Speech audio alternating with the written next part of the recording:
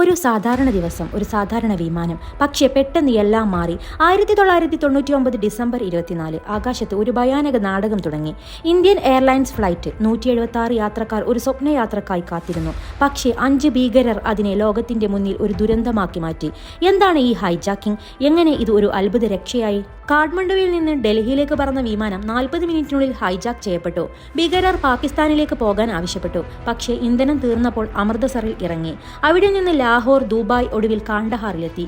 7 ദിവസം യാത്രക്കാർ പേടിയിൽ. ഒരാളെ കൊലപ്പെടുത്തി. മറ്റുള്ളവർ ജീവന് വേണ്ടി കാത്തിരുന്നു. ഭീകരർ 3 തീവ്രവാദികളെ മോചിപ്പിക്കണമെന്ന് ആവശ്യപ്പെട്ടു.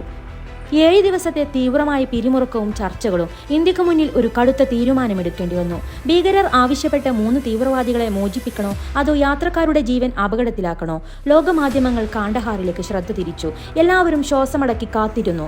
ഒടുവിൽ 1999 ഡിസംബർ 31 ഇന്ത്യ ആ തീരുമാനമെടുത്തു. 3 ഭീകരരെ വിട്ടയക്കും. വിദേശകാര്യമന്ത്രി അവരെ താലിബാൻ കൈകളിലേക്ക് കൈമാറി. തിരിച്ച് 175 യാത്രക്കാർ ഡൽഹിയിലേക്ക് മടങ്ങി. ഒരു ജീവൻ നഷ്ടപ്പെട്ടെങ്കിലും ബാക്കിയുള്ളവർക്ക് ജീവൻ തിരിച്ചു കിട്ടി. പക്ഷേ ഈ രക്ഷ ഒരു വലിയ വിവാദമായി മാറി. ഇതുപോലുള്ള കൂടുതൽ ത്രില്ലിംഗ് കഥകൾ കേൾക്കാൻ നിങ്ങൾ ആഗ്രഹിക്കുന്നുവെങ്കിൽ ഈ ചാനൽ സബ്സ്ക്രൈബ് ചെയ്യൂ. വീഡിയോ ഇഷ്ടപ്പെട്ടാൽ ലൈക്ക് ചെയ്യൂ.